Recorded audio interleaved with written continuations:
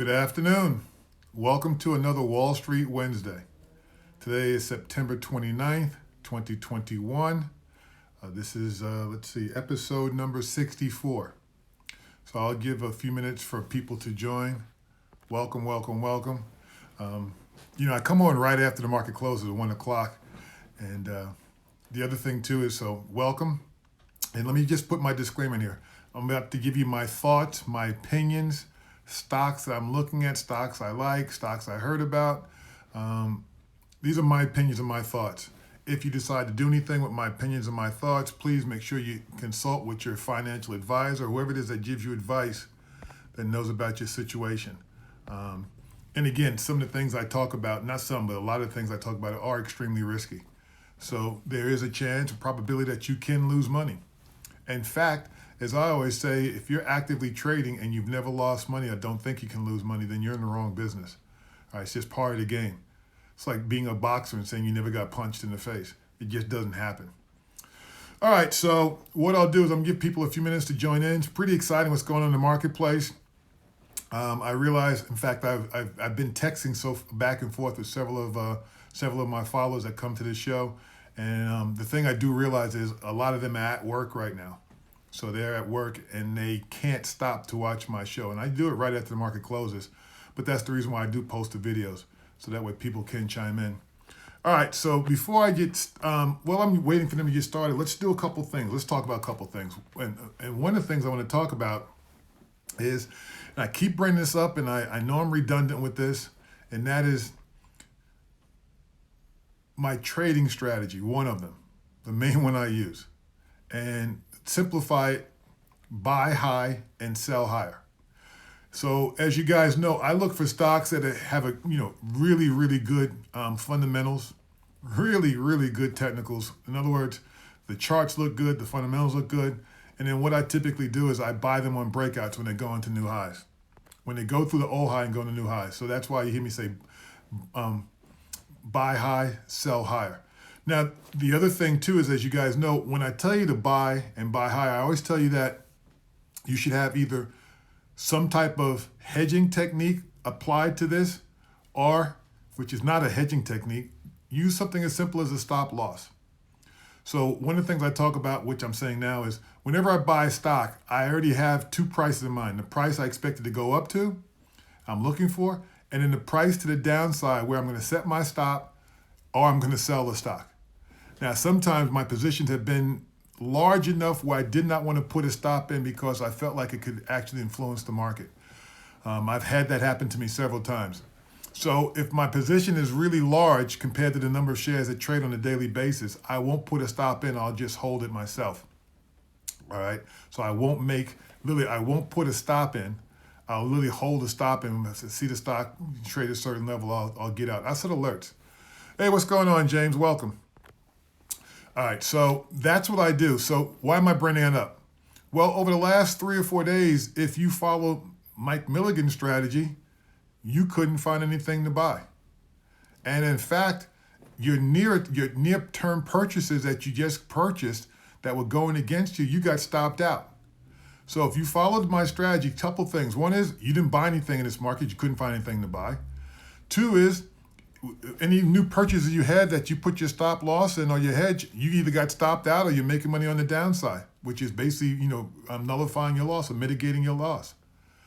So that's really, again, I'm telling you guys, when you understand buy high, sell higher, you don't get involved. You miss these type of moves in the marketplace, which is a good thing.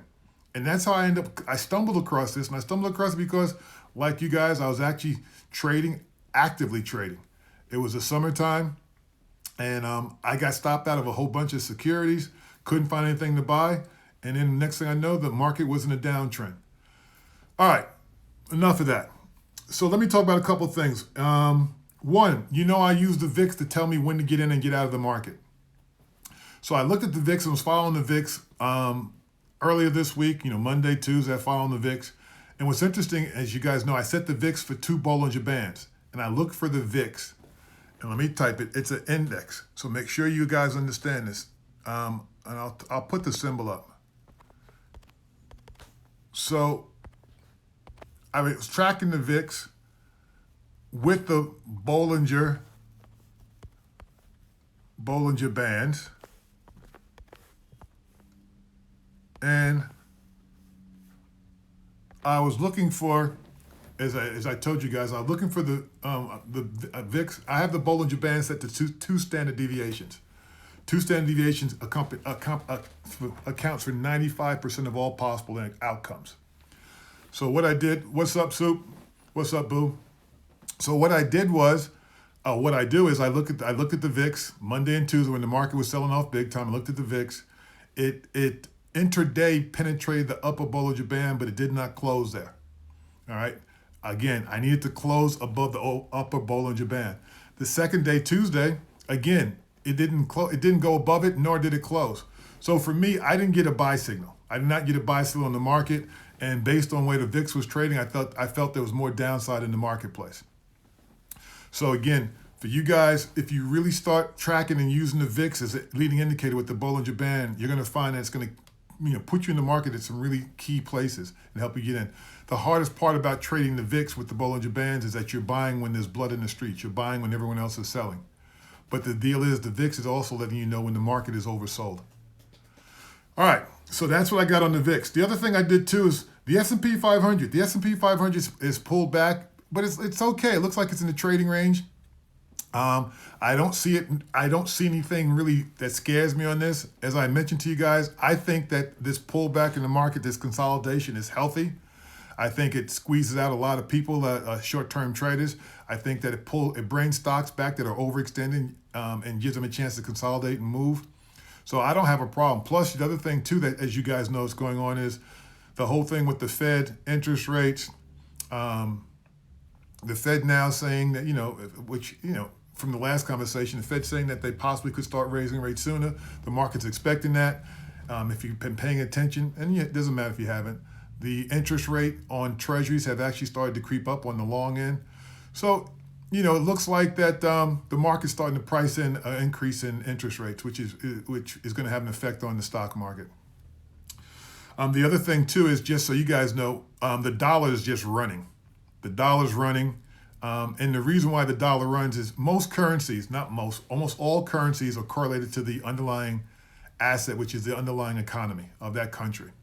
So as people expect the economy to do better, they expect the stock market to do better. They expect interest rates to go up. Now, the dollar to go up. Now, here's the deal. Sometimes they don't go together. Sometimes the market will move and the dollar won't move or the currency won't move. They will eventually come together. Now, the other thing that's also making our currency attractive is the increase in our treasury interest rates is attracting foreign investors. All right. As our interest rates in our treasuries go up, it attracts foreign investors.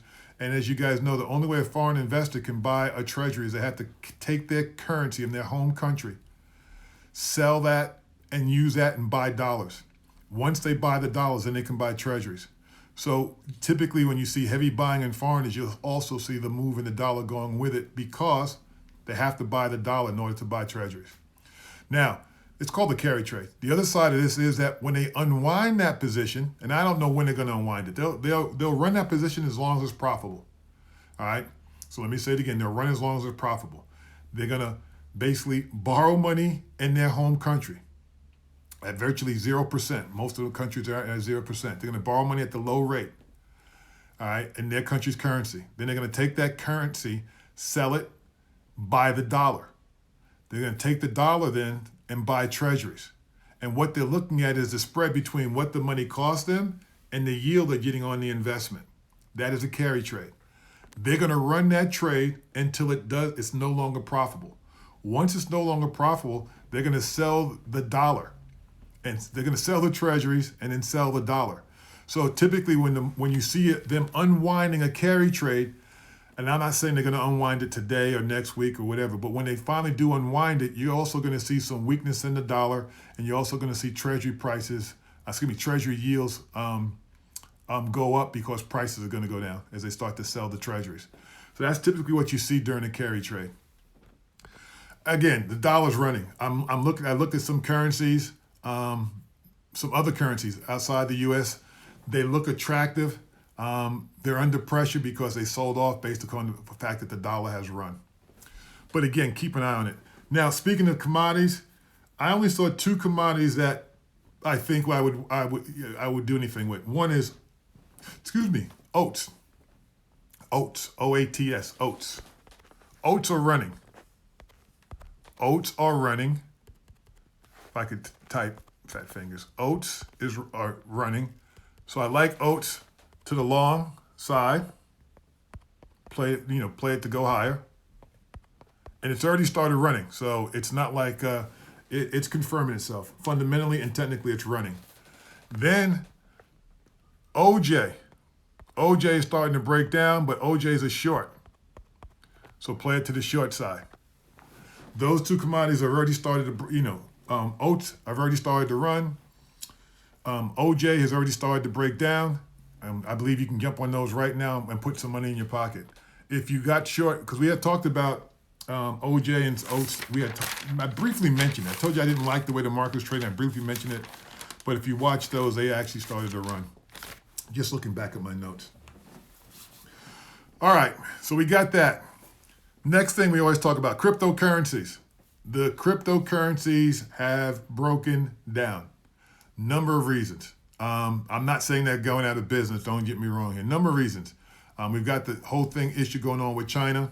China making cryptocurrencies illegal. If you have a cryptocurrency account in China, believe it or not, they actually froze your account based on your email. So China's not allowing any trades in cryptocurrency. So we got that going on. Then we have more rules and regulations coming here in the United States. And then last but not least, you have some of these, which basically people are starting to realize that some of these cryptocurrencies, not all, don't get me wrong, but like any market that's putting up these type of numbers, this type of growth potential, you're going to have fraud in there. So the other thing too that's going on is there's some fraud. Near term, all of the cryptos that I follow for you guys, they're all on a downward trend. They're all under selling pressure. Before I go into the cryptos, let me just say one other thing. I had an interesting conversation. Now, I know a lot of you guys know that I used to do research and run research for a commodities firm. So I was on the phone with my former commodities partner. And he is actually he's actually got a company that does the NTFs. You guys probably know more about that than I do, the coins, he's doing that. Plus he also has set up a business where his clients can actually receive royalties in cryptocurrency. So it's pretty interesting what he's doing. But the reason why I bring it up is, like me, he also does a lot of technical analysis. And his comment to me was, he says, Mike, as far as I'm concerned, he says, there are no fundamentals in the cryptocurrency. There are no fundamentals. He goes, it's a pure technical analysis play. He goes, it's the purest technical analysis play I've ever seen. And as I listened to him and listened and watched and then went back and looked at the currencies, I'm like, he's right. And I've said this before, there are no fundamentals behind the cryptocurrencies right now. There's no fundamentals there. There's no business application. There's no revenue being generated. The cryptocurrencies are moving all off supply and demand. Supply and demand is technical analysis. So the reason why I say that is, I think to this day right now, the best way to trade cryptos is to trade them based on technical analysis. Christian, how are you, sir? Are you still in New York? No, you're back from New York. Hopefully you had a good trip. A little note for Christian and James. There were several years after you guys left that I literally took students back to New York. I took students to New York and took them down to the Florida New York Stock Exchange. It was pretty interesting, pretty cool. I did it for like 5 or 6 years. So it was pretty cool. You guys you guys helped set the way for that. But the problem was that you guys were gone by the time I did that. So good to see it. All right, so let me go through the cryptos. All right, Bitcoin. Right now, Bitcoin, by the way, I'm reading, so just so you know, Bitcoin sitting right at support. It's in a trading range right now, sitting right at support at 40,000. Resistance is 45. It's having a hard time getting through that 45 resistance. And if you look at the chart on Bitcoin, all the cryptos over the last basically 2 to 3 weeks, they're in a downward trend. Now with Bitcoin in a trading range between 40 and 45, 45 has proven to be some major resistance. If it does not hold this 40 support, Your next stop is $32,000. This is the cryptos, all right? This is Bitcoin. Near term, downward trend. Ethereum. Ethereum's not at support, but it's sitting pretty close to it at $2,800. It's in a trading range between $2,700 and $3,200. Again, Ethereum. Just like Bitcoin, trading below its 10-day moving average, and it's in its near-term downward trend. Cool. Let's see what else. So that's Ethereum, Bitcoin, Ethereum. Let me jump to Doji. Doji's also in a downward trend, but this, I'm going to drop the E and call it dog. Sorry about that. It's right now, it's trading, it's in a downward trend. It's trading at 20 cents. It's got some major support at 17 cents. It doesn't hold 17 cents. It's heading a lot lower. Now, the reason why I call it a dog, it's trading at 20 cents. Again, repeating myself, the Elon Musk run on that before he went on Saturday Night Live took it up to 70 cents. So you can see just by the gap in the prices how much work you have to do. A lot of work. All right, and then the last one is Ripple. Also in a downward trend. Ripple's in the trading range between 82 cents and $1. So again, now you know me. I'm a how can I put this? Buy high, sell higher. So for all these cryptos, I'm a sideline guy. I'll watch them trade. I'll tell you guys what I see, what I think, technically what they're doing. And the technical analysis on the cryptos has been dead on. Whether you're trading them or not, they've been dead on. So just keep following those. All right, now we did that. I'm gonna jump into my stocks. James on the call gave us some stocks last week. So as I jump into the stocks, let me say a couple things. And I got some stocks on. I got IPO stocks on there. I got stocks that we follow. So let me say a couple things. One, when you get in a market environment like we're in right now, all right. Richard, I did AD. I'll do it again one more. I'll do it again as soon as I finish this. Remind me, I'll do it again, Richard. I promise. Let me just get this out because it's stuck in my head. You know I am. If I don't get it out, I'll forget what I was going to say. So in this environment, and I talked about it earlier, if you're buying stocks that are setting new highs, you couldn't find anything to buy. The other thing that was interesting is in this environment, you'll find that the stocks that the institutional investors really want to own did not come off nearly as much as the other stocks. All right, so I'm going to say it again. You have some stocks that are down, 15, 20%. All right, they were at new highs, and they just pulled back. They came down 2 support levels, in some cases 3. But then you have other companies that we follow, that we talked about, that they didn't budge a bit. It looked like the market used any type of weakness that was coming in the stock as a chance to buy. So the 2 that I'm going to mention right now that we follow that are trading trading as I was going to say, lovely. They're trading really well. I'm going to type them in because I know sometimes you guys can't hear me, or sometimes I talk really fast. So I'm going to do my best to type all these in. And after I type them in, one more, so I put that one in. All right. So the 2 I put in there right now are Tractor Supply and Upstart. Tractor Supply, and I'm going to the chart right now, so bear with me. TSCO. Tractor Supply, the all-time high was hit 2 weeks ago at $212. It's it's in the trading range now between 208 and 212, the old high. It's right there. It came down like everything else did, but it's trying to fight back, and it did not break down. Upstart, again, I don't know how they're doing it. Upstart broke out of a trading range between 320 and 347. It broke down out of that trading range, and then today it bounced right back, and it's at the bottom of that trading range, right at support at 319, 320. Again, trading extremely well. Now, just to give you an idea of some of the other stocks that we looked at that are not trading well, I'm going to pull up, I'm just looking back at my notes that we already talked about. I'm going to pull up, let's see. We talked about Bill and Brothers. All right, so let me talk about Brothers, BROS. Hold on a second. I will give you the symbol.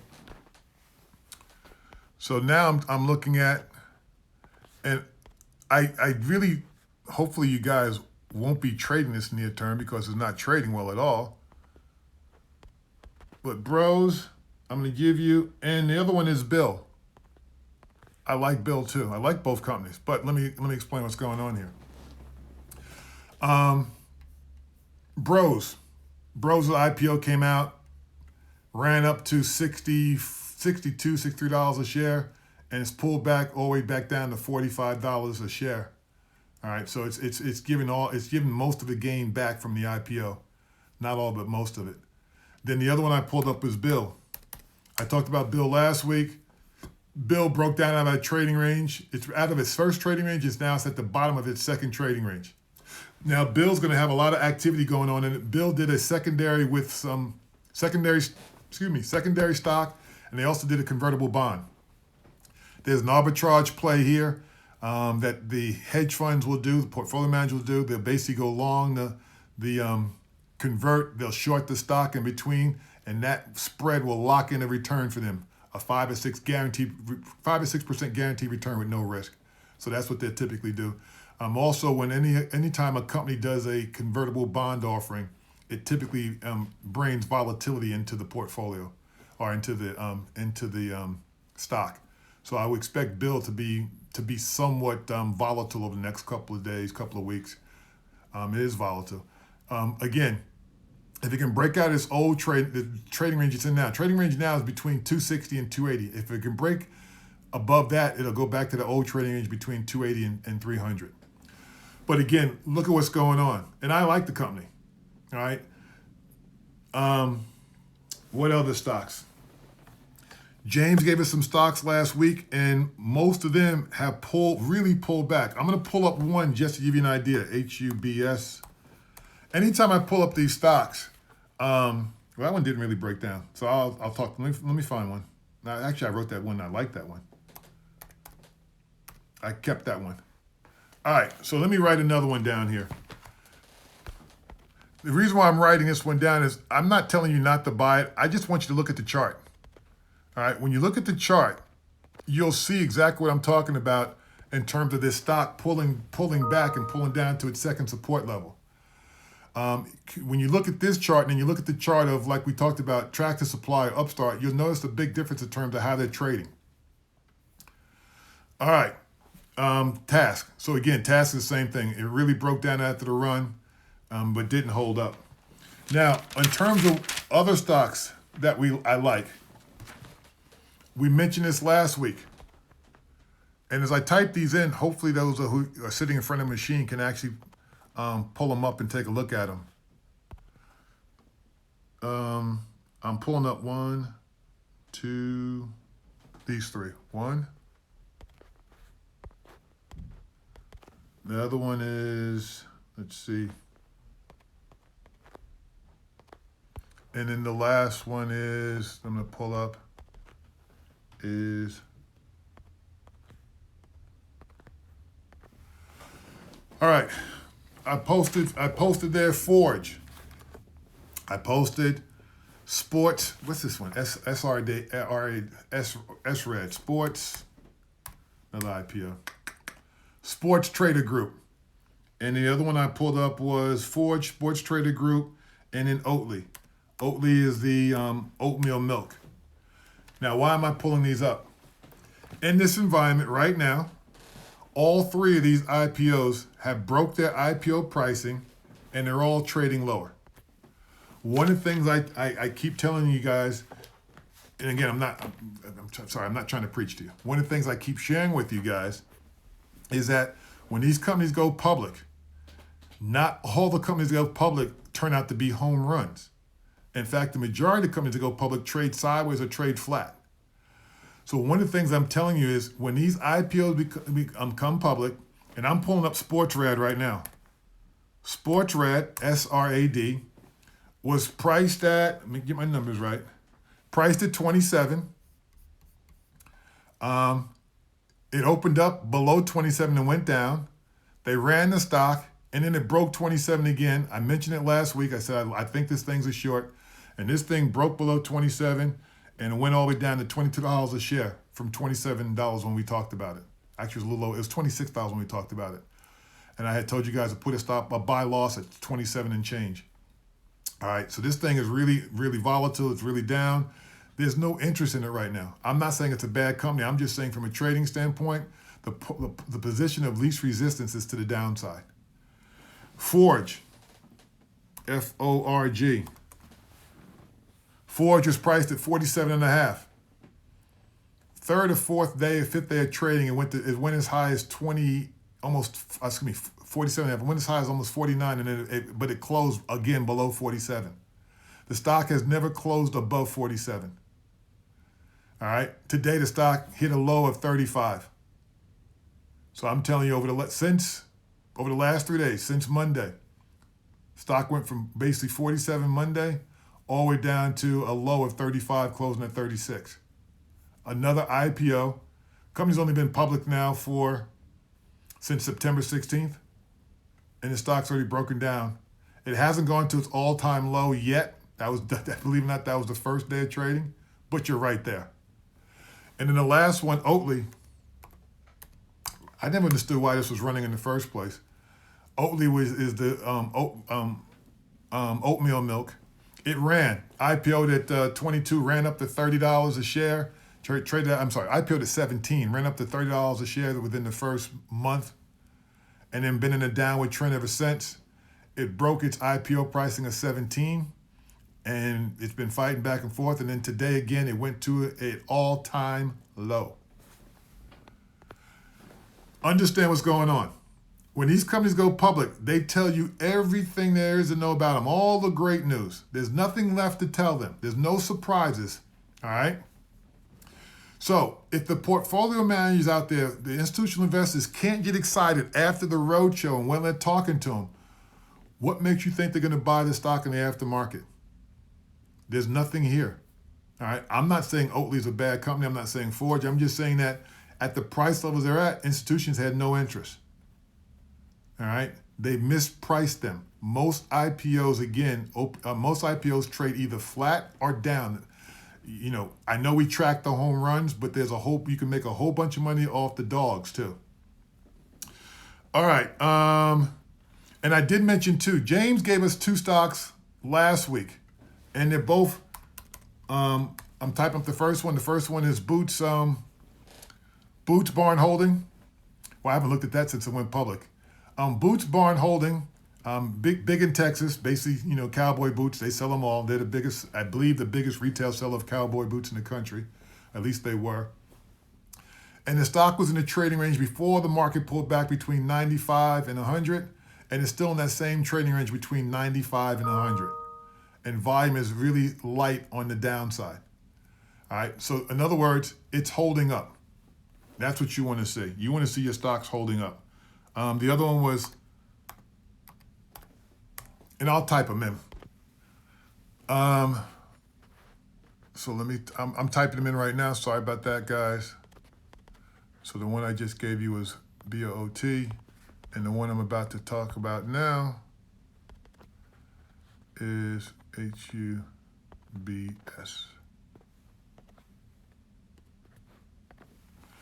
All right, so HubSpot. HubSpot, literally on Monday and Tuesday. Now it didn't come back. Monday and Tuesday it sold off.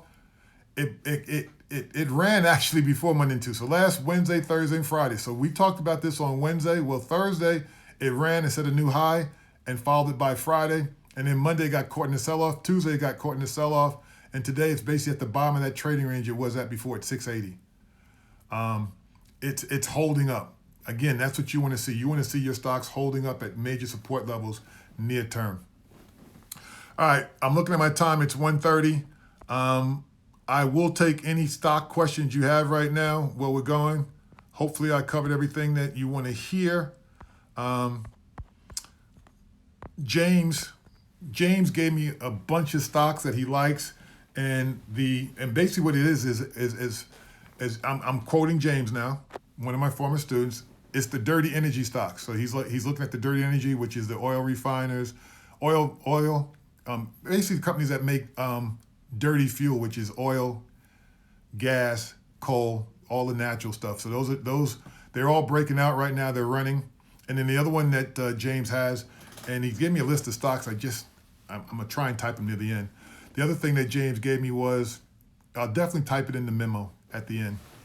The other thing James was talking about was the shipment of goods, the dry bulk shippers, and basically that there's such a backlog, there's such a delay that these guys now, that there's such a demand, the stocks are running. There's a demand. As you know, if you just look at the news, you know that there's a bottle up down here in San Pedro.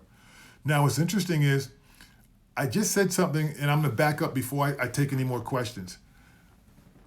I just said something. I said that there's a bottleneck of ships that are trying to deliver goods in San Pedro, in the ports. Same thing back east in New York.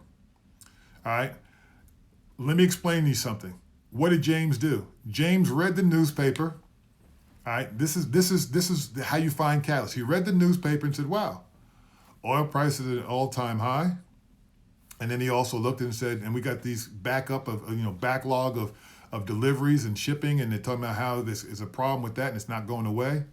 And another thing, as James said, you don't build a ship in a day or two, so it's not like they can increase the supply of ships to make deliveries. So he said, Professor, I think, that the catalyst of the backlogs is going to drive the shipping stocks prices high. And I agree with his philosophy. I agree with his thesis. And also the philosophy is the catalyst. I always tell you guys, look for the catalyst. Look for something that's going to drive the value going forward. Not what drove it in the past. What's going to drive now? What drove it in the past might be what drives in the future, but what drives in the future is what's going to drive the stock price up.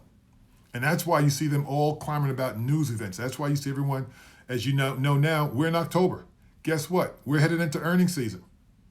And earnings season, I know you guys think I'm trading earnings, but the real thing is the earnings are a catalyst. Earnings are a catalyst that's going to drive the stock up or drive it down. The thing I want you guys to understand too, is you think about this, if your company that you own blows out the earnings number, blows it out, all right, and you make money, stock goes higher, so you're happy. That's your catalyst. My question to you is, okay, great. What drove those earnings higher? What's going on with the company? Did they sell more? Did they lower their costs? What happened that they were able to drive those numbers the way they were? The real catalyst is not the earnings. The real catalyst is underneath it in terms of what they were doing, what product, service, what happened at the corporation where they could drive those revenues or earnings like they're driving it. That's your catalyst. And when you can find that catalyst, you can find and understand what it is and the duration on it, how long it can last, that's when you're going to make some real money.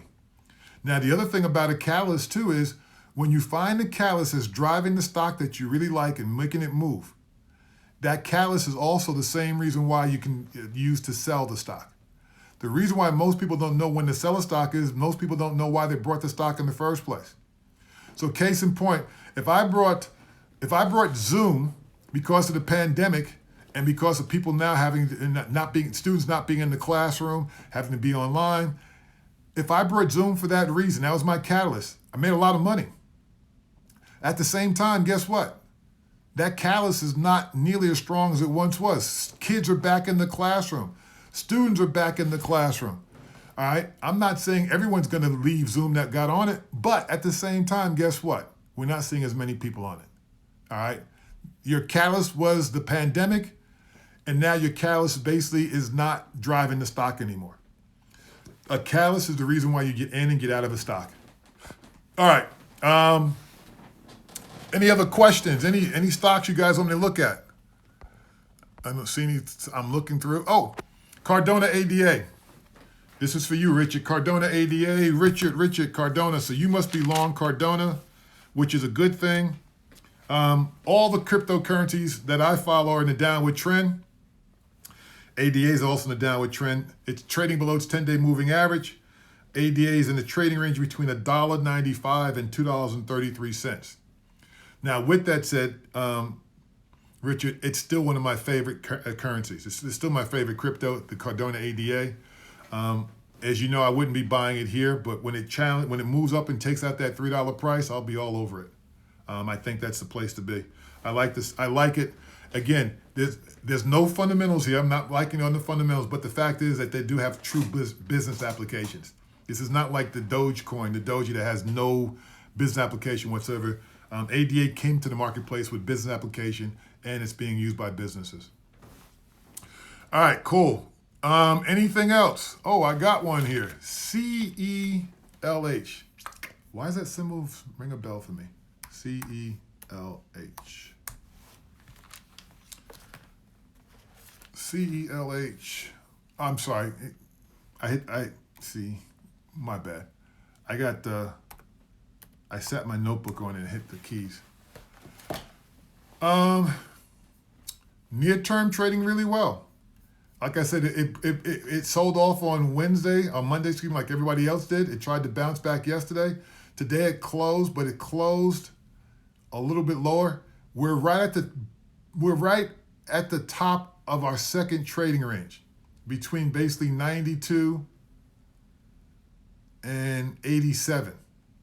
If you push through that 92 trading resistance level, you'll be in the next trading range, which is between 92 and the old high, which is 101. So right now the stock is holding up extremely well. I would say even if it stays in this trading range, if you're long, just stay with it. It's trading really well. It's holding up. Now, again, I'm just looking at near term. I'm going to go real quick to a weekly chart, get some history here. Yep, it's trading really well, especially if you look at a weekly chart. Weekly chart takes out that daily volatility. And if you're long, I would stay there. And you can see I'm looking at it right now. Your major support is around $78, $80 a share. Your near-term support, near-term support, around 85. But you kind of, 85, 86. You bounced off that, and then you're trying to move back into that old trading range. So I like it a lot. I'm looking here. What else? Is there any website that is useful to check stocks more effectively than Google? I'm not trying to be sarcastic. Almost any site that you go to is going to be more effective than Google, Yahoo Finance. No offense. So I use a couple different sites. So I use bar charts for my commodities. I use TradeView. I use Seeking Alpha. And I use my brokerage firms that I have accounts with to actually track stocks. So that's what I use. So I'm just thinking those are the ones.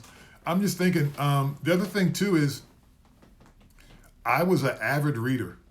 And well, let me give you guys this.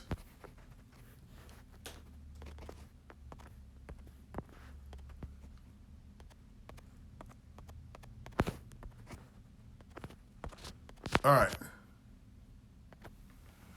FinStream TV. A couple months ago now, I did a piece for FinStream TV. They put it on a couple of sites. I know the guys running the company. I know they basically were just kind of seeing me and what I was about and so forth. So they have a number of different videos, but not on stocks, on other things. But the reason why I put it up is I'm in talks with them about actually starting to put some videos up on their channel, on their TV channel. So talking about things about the market, trading strategies, similar to things we talk about here. So I'll let you guys know about that. The founder of FinStream TV and I have done business in the past, so I know the guy really well. He called me up, and I'm thinking about doing it. So but basically it's just about me fitting it into my schedule. So let's see, you have here, not D chart, so it's bar charts. I'm in it right now. Bar chart or charts? I always put the wrong one. barchart.com.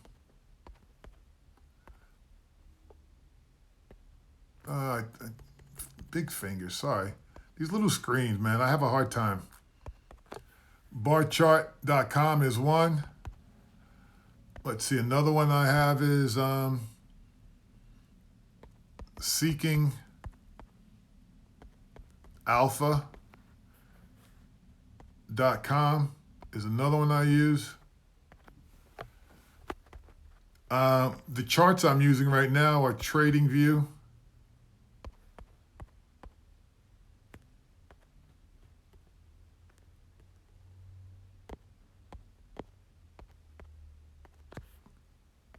I do use other things, but those are the main three. How could I forget this? I use Zax.com.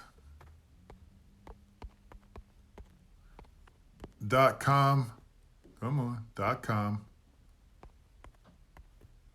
As I said, I use all my brokerage firms. Yep, so that's what's going on. So that's what I use. All right, I'm looking now. I don't see anything else. So let me just add a couple other things, food for thought.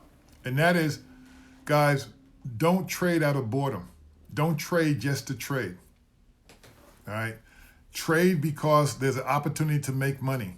If you're trading out of boredom, you've got a problem. All right? It's like gambling, just gambling to be gambling. So don't trade just because. The other thing, too, is when you do trade, have a plan. When you go in, have some target set. What price you're going to stay long, what price you're going to get out. So have a plan. I'm looking at Franco.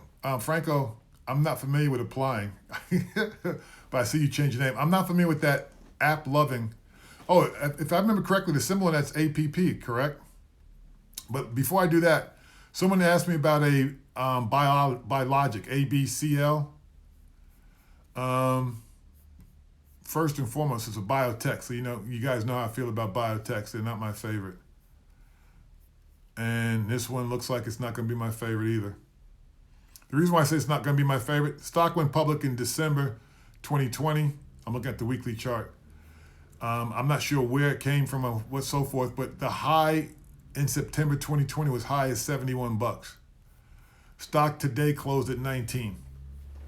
So it's been in a downward trend since it came public.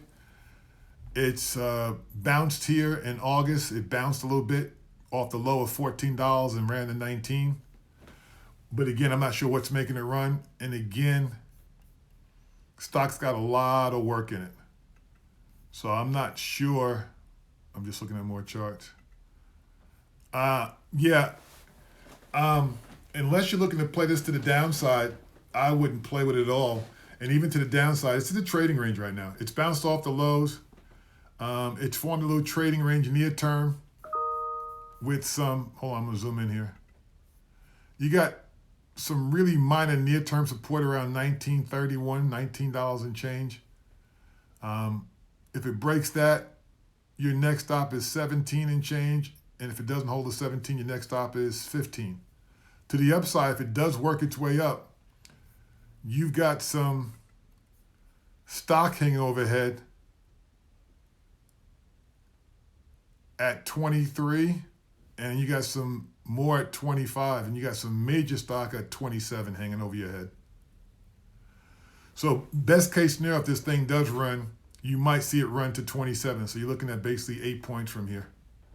8 points to the upside. But again, it's got a lot of work if it gets through there. Yeah. Apps. Yeah, Franco, I looked at apps, man. That stock hasn't been trading well. I haven't looked at it in a while. It's one of the stocks one of the stocks I have alert set on it. And looking at the chart now, I got no interest in this thing. Woo. So yeah, AppLove, APP. It's one of the stocks I watch. I have alerts for it. When it sets new highs and sets new lows, it'll alert me. And the reason why I stopped looking at the stock on a regular basis is the chart is just ugly. A lot of volatility. I mean, it was first day it was up there at $70. Then within a month, 2 months, it went as low as 50. Then it went from 50 back up to 90. And then went from 90 all the way down to 55. And then ran from 55 back to 80. And now it's in the trading range, basically a major trading range between 70 and 80 bucks. If you can get through that $80, you had another trading range between 80 and 85, 80 and 90, which is the old high. But a lot of work in here. A lot of work, a lot of things going on. It looks like it did run off of earnings when they announced, but then it's backed in full. Ugly chart, though. You're going to launch coverage on it? All right, cool. By the way, just so you guys know, Franco, I guess you guys know, some of you guys on these calls are analysts. I've got traders on here. I got institutional traders on this call. I got analysts on this call. So, you got a wealth of people out here that you can actually ask questions to and run some ideas by. Technically, Franco, technically, I would, technically it's in the trading range. Hopefully it holds. I imagine, too, based upon your report, whether your report's bullish or bearish would give you an idea of what the client should do. And I just got another one from James, MTDR.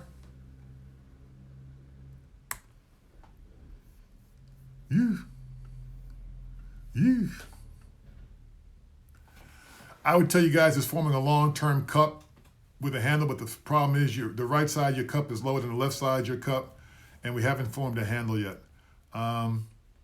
So in other words, it never got back to that old high of 27. It got to 23, 24, and then backed off.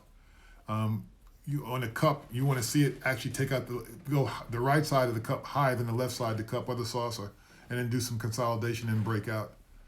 This is all technical analysis. Yeah, James, I would like to have seen that right side higher, and I'd like to see some consolidation when it actually, came back like it is now. Still could run from here, but that's what I like to see. I'm telling you guys, you got guys on this call that, I hate to say it this way, a lot smarter than me. I'm just a lot better looking, but they're really smart. So anytime you have a question or anything, you got some really smart people on this call that you should become friends with, I guess is what I'm saying. And the other thing too, some of you guys might know each other. I've got a lot of my former students on here. All right, I don't see anything else. Reminder, guys, earnings season is here. It's October, earnings season is here. I think the first big name that's on my plate is Goldman Sachs, comes up, I think, in 2 weeks. So, and Goldman Sachs typically will let you know what's going on with the rest of the finance industry. They're typically the bellwether. The other thing too is that, and it's just interesting. I'm going to say this, and I'm going to say this, and maybe we'll hop, but I'll say this. If you look at the business cycle, typically, the beginning of a bull market, beginning of a uptrend in the business cycle, is usually when we're near the bottom, is when you see banks do their best. Don't remind me of that. Usually when the bank stocks take off and start leading the run. Near the end of a bull market run, what happens is investors start moving into hard assets, gold, silver, real estate, looking for inflation to push it up.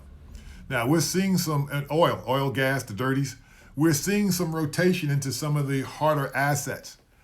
The market looks like if you listen to the market's telling you that, and also you're seeing a move into more consumer staple stocks. So the market right now and institutional investors are moving more towards a conservative approach. They're probably looking for a slowdown in the economy. I don't see it. I really don't. I can see the cycling through, but I don't see it. I think that I think the economy is going to do really well. In fact, I think that's the reason why they think the Fed's going to start pushing up rates real soon, because the economy is doing okay. And I think the Fed will do what it takes to keep the economy okay. Doesn't mean I think you should buy on these dips. It just means I think that I don't think these dips are going to last forever. All right. And as the saying goes, that and 25 cents, well, it used to be 25 cents. I don't know what it is now. So the saying was when I was younger, that and 25 cents will buy you a phone call at a payphone. Well, no more payphones. And if they were, I can almost guarantee they're not going to charge you 25 cents. A lot more. All right. Any other questions before I go? I promise you when I post this, James gave me a bunch of stocks that he likes, and I'll type that into the video. So when I post the video, I'll type into there some of the stuff that James gave me, some stocks. I'll type in the symbols. Other than that, and by the way, any of you guys, feel free to share ideas, to share information, to share, symbols, your thesis. If you have an idea of a thesis and you're thinking about it, great place to drop your thesis in here and see what the rest of the people think. You got some, like I said, you got some really smart people in here, guys who are making money trading the markets. This is how they're making their living. All right, with that said, I am out. Have a great day. Starving. Have a great day, and I will see you guys next Wednesday. Again, feel free to hit me up in the DM me if you have any questions, issues, concerns. I'll do my best to answer back. All right, I'm out. Have a good one. Blessed.